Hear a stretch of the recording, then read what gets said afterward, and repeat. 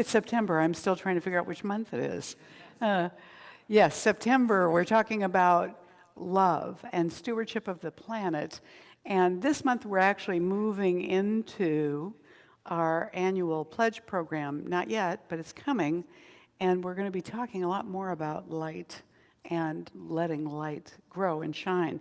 But today, we're talking about the light in the distance that beckons. There is a story in the book of Esther, in the Hebrew Bible, about a Jewish woman who becomes the partner of the king. And the king is not Jewish, and there is a lot of oppression of the Jewish people in that area. And at one point, Haman, who is the advisor to the king, is putting a lot of negative ideas in his head about the Jewish population, and the king is about to do something that could be very decimating for them. And so Malachi goes to Esther. Malachi is her uncle. He goes to Esther and says, you must go and talk to the king about this. He will listen to you if you tell him to not do this thing. And Esther is reluctant because the law of the land is that you cannot go in and speak to the king without his permission. It is a capital offense. You can be killed for it. And she's going to have to go and stand to interrupt him. And if he doesn't accept her interruption, she'll be executed. And she knows that. So she's not so sure she wants to do this. And Malachi says to her, who knows but what you have come to the kingdom for such a time as this? And that seems to me like a neon message to us in the world. You know, when everything is just hunky-dory and we're thrilled and delighted and joyful and it's all easy, we tend to get a little complacent, or at least I do. I tend to kind of relax and stop paying attention, sort of. This happens in every area of life. It can happen in our work, in our personal relationships, the way we take care of our health, our eating, anything, really, that we don't continue to cultivate and actively love begins to kind of unravel itself a little bit. I mean, everything in the world responds to attention and love. Everything in the world responds to being noticed and affirmed. And so the light in the distance that beckons us is like this voice of Malachi saying, come this way. I have something to show you. I have something for you to become. I have something to be revealed through you. And you must now navigate by the sound of my voice or the light in the distance that is irresistibly beckoning you to come. Come now, come this way. There's more for you to do. And, you know, Theodore Redke, the poet, said, in a dark time, the eye begins to see. We begin to adjust. Our vision adjusts to the lowered light. And we become more aware of not the color of things or the shape of things exactly, but their presence, their movement. And we tend to put our attention then on light. What is the available light to help us see? To see our way, to actually navigate. You know, in ancient traditions and in indigenous traditions, people pay attention to the directions and the movement of the wind and the change in the seasons, and our seafaring folk used to navigate their way by the position of the sun and the movement of the stars. So they were very attuned to the time and place that they were in and paying attention to it and responding to it and navigating by it. You'll see by the altar this morning that Bridgid Frost created that we have a lot of availability for navigation and light over here. We have lanterns, we have a lighthouse, we have the moon, we have the ship. And then there are some dangers around as well. There's the octopus, there's the skull, you know, there's the pirate booty, which is tempting and might be what we're moving toward. but it could also be a trap. So there's all sorts of things that happen when we're navigating ourselves in the unknown that are challenging or scary for us. One of my favorite stories from Robert Fulghum's book, Everything I Need to Know I Learned in Kindergarten, is this one. He says, somewhere out there in the world is a woman who, if she reads this letter that follows, will sing out, hey, that's me. That's my story. This letter is written out of gratitude from me and all those who have heard her story from me. Out of one person's moment of comic despair has come perspective for all. So here's the letter. Dear fellow pilgrim, there you were, Hong Kong airport, end of the summer of 1984, tensely occupying a chair next to mine. Everything about you said young American traveler going home. You had by then exchanged jeans and t-shirt for sarong and sandals. Sensible short hair had given way to hair loose and long. The backpack beside you bore the scars and dirt of some hard traveling, and it bulged with mysterious souvenirs of seeing the world. Lucky kid, I thought. When the tears began to drip from your chin, I imagined some lost love or the sorrow of giving up adventure for college classes. But when you began to sob, you drew me into your sadness. Guess you had been very alone and very brave for some time. A good cry was in order, and weep you did all over me, a monsoon of grievous angst.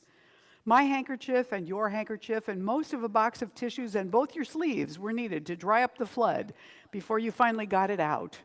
Indeed, you were not quite ready to go home. You wanted to go further on, but you had run out of money, and your friends had run out of money. And so here you were, having spent 2 days waiting in the airport standby with little to eat and too much pride to beg, and your plane was about to go, and you had lost your ticket. You cried all over me again. You had been sitting in this one spot for 3 hours, sinking into the cold sea of despair like some torpedoed freighter. At moments, you thought you would sit there until you died. After we dried you off, I and a nice older couple from Chicago, who were also swept away in the tide of your tears, offered to take you to lunch and to talk to the powers that be at the airlines about some remedy. You stood up to go with us, turned around to pick up your belongings, and screamed. I thought you'd been shot, but no, it was your ticket. You found your ticket. You had been sitting on it for hours. 3 hours. Like a sinner saved from the very jaws of hell, you laughed and cried and hugged us all, and suddenly we're gone. Off to catch a plane for home, and what next? Leaving most of the passenger lounge deliriously limp from being part of your drama. I've told the story countless times.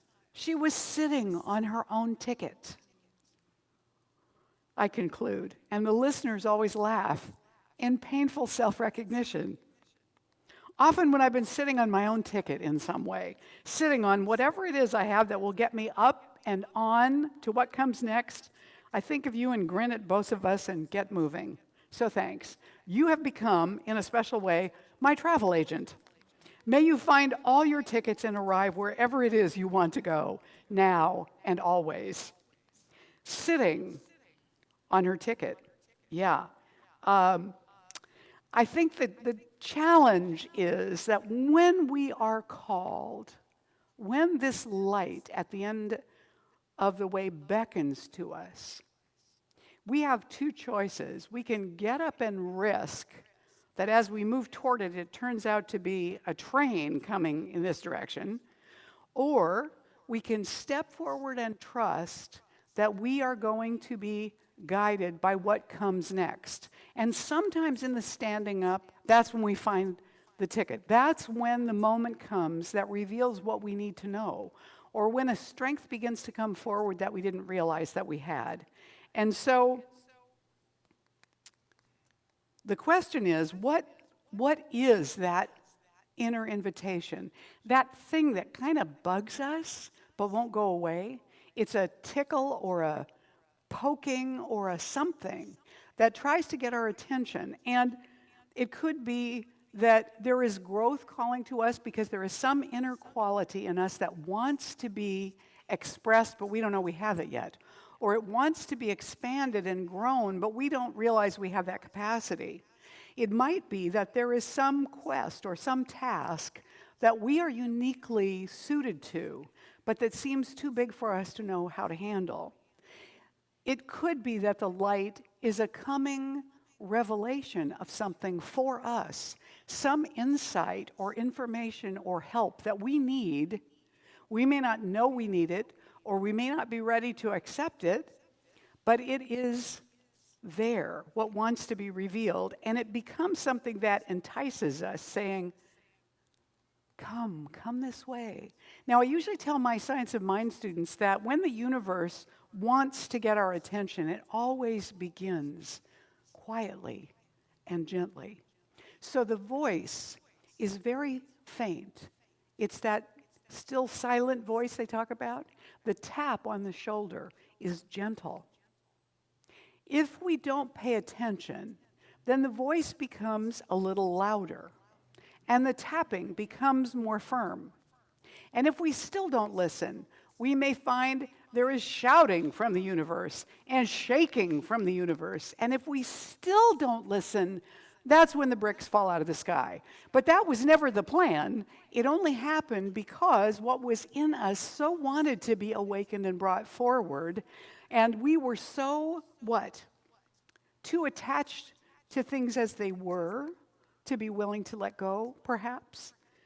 We are fearful of the risks and dangers. What are the risks? What are the dangers? We are perhaps distracted or overwhelmed already by what's going on in our life, and we can't deal with it. I sometimes say I don't have any bandwidth for that right now. It's too much. Or we are resistant, avoidant, fearful, unwilling to change, feeling like it is too hard, or it will cost too much, or it's too late, or we can never be forgiven. And so we're not willing to allow ourselves the possibility of being forgiven or healed or changed. Perhaps we are in denial that there are any other possibilities. You ever been in a situation with a friend where they feel completely stuck, and you're trying to give them another possibility or perspective to just help relieve the tension and anxiety, and everything you say they have an argument for? Everything you say they already have a reason why that won't work.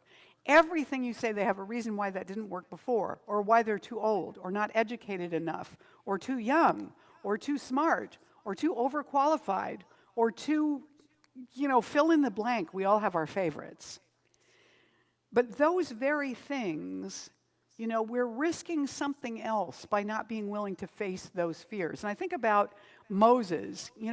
Moses had to run away from Egypt because he'd killed an Egyptian who was in charge of a big operation that had a lot of Jewish slaves, and he was beating the slaves and mistreating them. And Moses, who had been raised in the house of Pharaoh, like an Egyptian, but was actually Jewish, had begun to know what his background was, and he killed this Egyptian guard who was abusing these Jews. Then he had to run for it. So he was exiled from this great life he'd had and all this pleasure and luxury and being taken care of, and he was a shepherd, basically. And he was out one day with these sheep when he saw a bush that was on fire.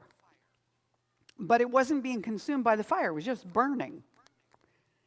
And he looked at it, and it said, Moses. Now that would get your attention. First of all, the bush was burning, but it wasn't being burned up. And secondly, it talked. That was weird. And Moses was being called to go to Pharaoh and tell him to let the people go. Well, Moses had a speech impediment, He wasn't so thrilled with this idea. And he said, send my brother Aaron. He has a golden tongue. He'd be great at this. Send Aaron. And God basically says, no, I want you. Aaron can go with you. I'll give you the words to speak. And after all, Moses, really, who made your mouth? You know, do you think I don't know what I'm doing when I'm asking you this? Now, the risk was that he would die. But there was a risk in not doing it. And the risk was that the Jewish people would continue to be abused in slavery. The risk of going was that he could be executed. And once the plagues began, the risk of continuing was that there would be more plagues that would affect, bless you, not only the Egyptians, but also the Jewish people. I mean, there were risks on both sides that he had to look at. And then he had to trust. And at one point, Moses said, well, how am I going to convince them that you sent me? And God said, you know that staff you have in your hand, Moses? Throw it down on the ground. He throws it down on the ground and it turns into a snake.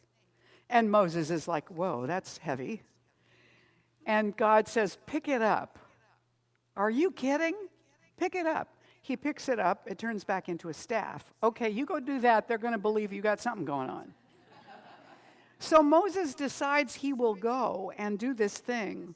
And what he needs to face in order to do it is that he knows too much about what could happen if he does it, and not enough about the possibilities of what might happen if he does do it. He only sees the downside risks, but he becomes convinced to do it because, after all, if God asks you to do something, you know, it could be, you could be in trouble, you know, if you said no, and you might be pushed into it anyway, so what the heck?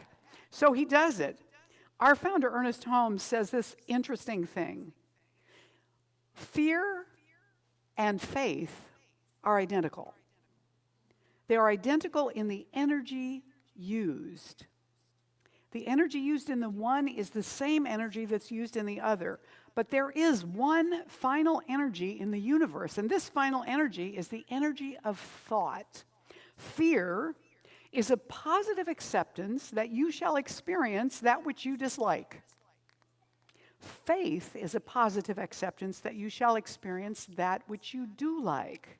But they are identical in this mental action. The only difference is in the direction. So if I'm going to just make a wild assumption here that everyone in this room has been afraid at some time. If I'm wrong, I really want to talk to you. Every one of us has been afraid at some time, which means that we have everything in us we need to have faith already. All we need to do is take that same energy and re-navigate it into a different direction, to retrain the thinking that grabs onto those fears and moves it in a different direction.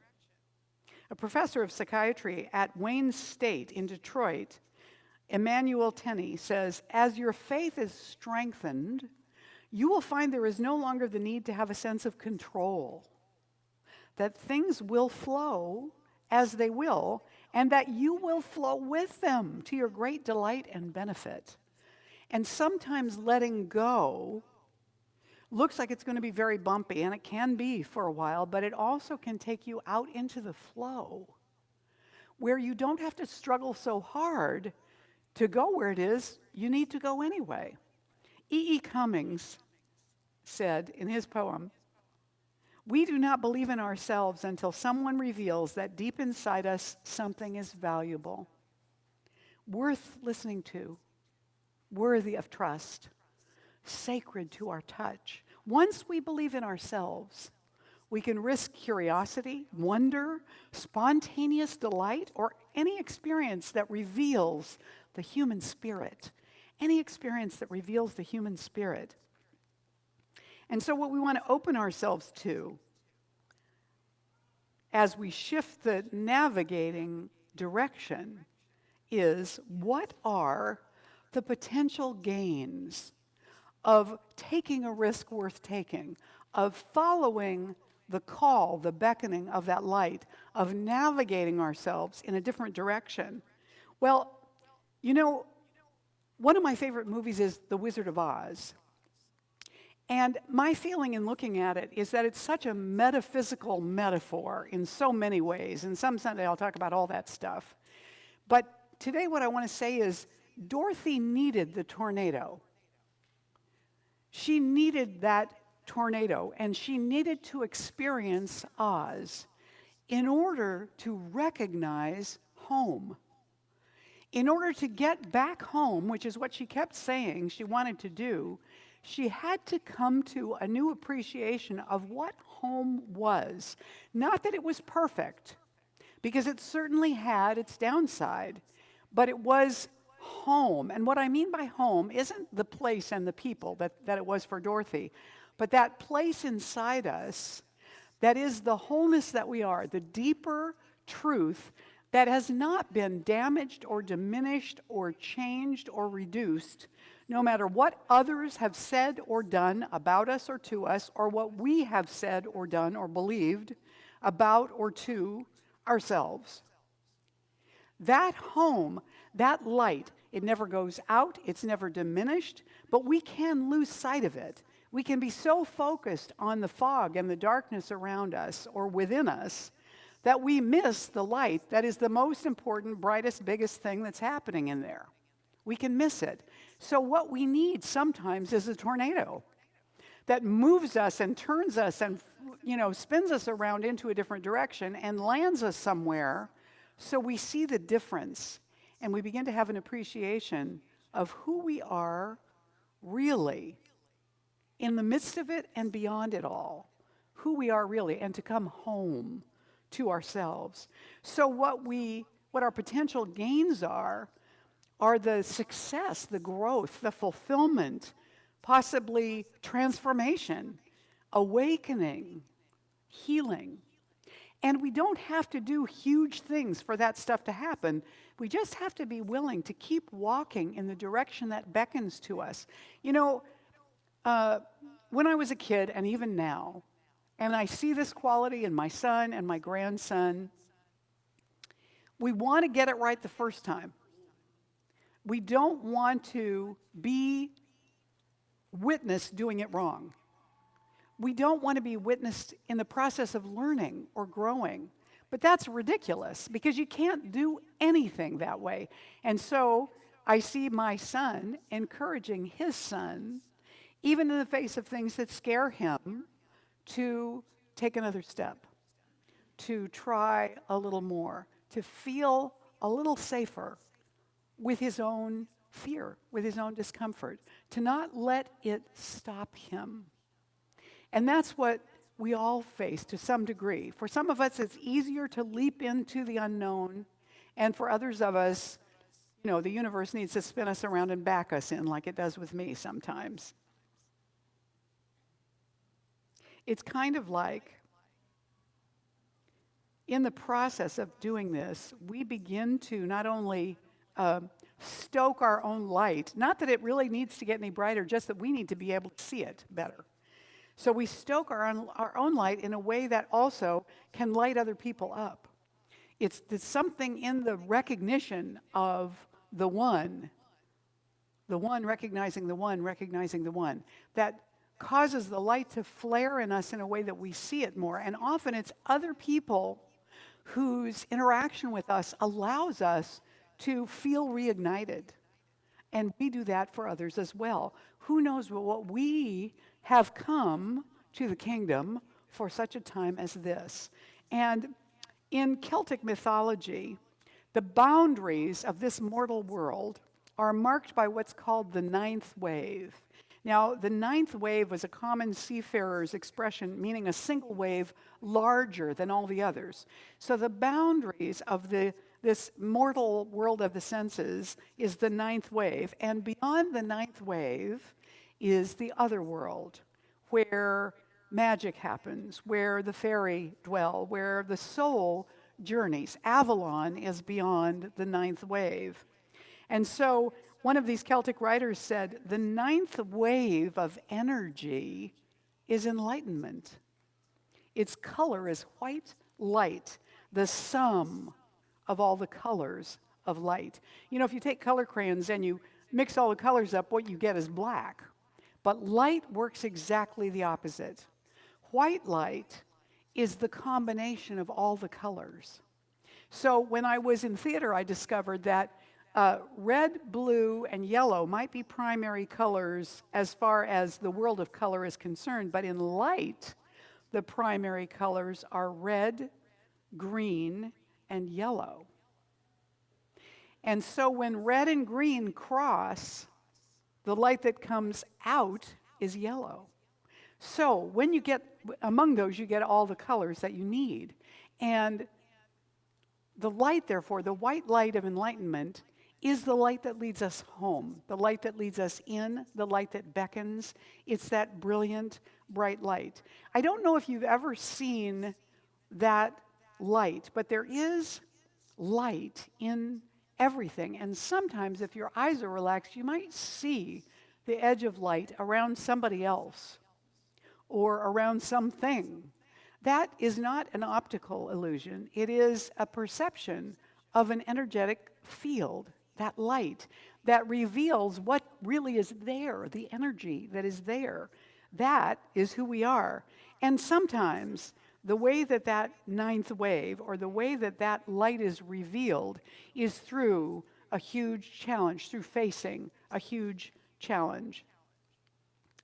What I think is that when we see the light at the end of the tunnel, the truth is, as long as we're not totally locked down in resistance, bless you, the deck is stacked. We're going to get there in some form, in some lifetime, sooner or later anyway, if there is a there. I guess there isn't really a there, it's already here. But the truth is, when we see that invitation to growth, the truth is, or this is what I believe, it's the gospel according to Mary, you can believe it or not, that when we see that light at the end, it's a sign that we're already growing in that direction, or we wouldn't even see it out there. And that's early warning about those bricks, too, that you might as well take a few steps, because that's where you're going anyway. You know, if you're Moses, I don't think that God ever was worried that Moses wasn't going to do what he was being asked to do. It was what Esther needed to do. It was what Moses needed to do to step into the truth of who they were. So, I want to share one final story with you. Some years ago, there was a shipwreck off the Pacific Northwest coast, and a crowd of fishermen in a nearby village gathered to watch the ship as it smashed on the rocks. A lifeboat was sent to the rescue, and after a terrific struggle, the rescuers came back with all the shipwrecked sailors but one. One member of the exhausted rescue squad shouted to the crowd, "There was no room in the lifeboat for that last guy. We told him to stay by the ship and hold on, and someone would come back for him. Who will come with me?" And Jim yelled back, "I'll go." Well, Jim's elderly mother begged him not to go. The seas were terrifically rough. She had lost her husband at sea, and her other son, William, had sailed away and had never been heard from again. She said, "You're all I have left, Jimmy. I love you. Please don't go. Please don't do this." And he listened to her very lovingly. But then Jim told her that he had to go because of the loved ones they had lost, so that the loved ones of this fellow would not also be left grieving, if he could help it.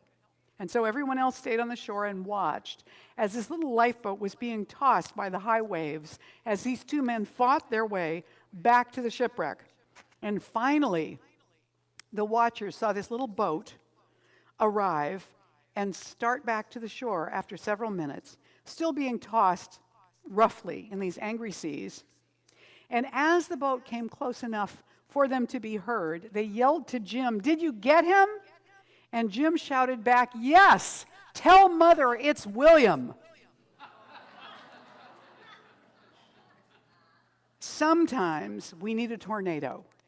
Sometimes we don't know what's on the other side of the challenge that looks so huge, that we're facing with fear.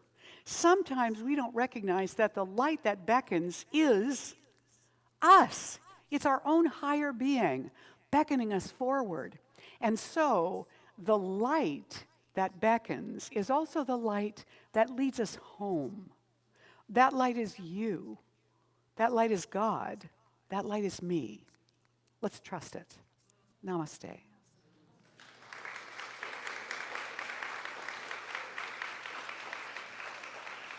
I want to invite you now to take a moment with me for us to anchor this.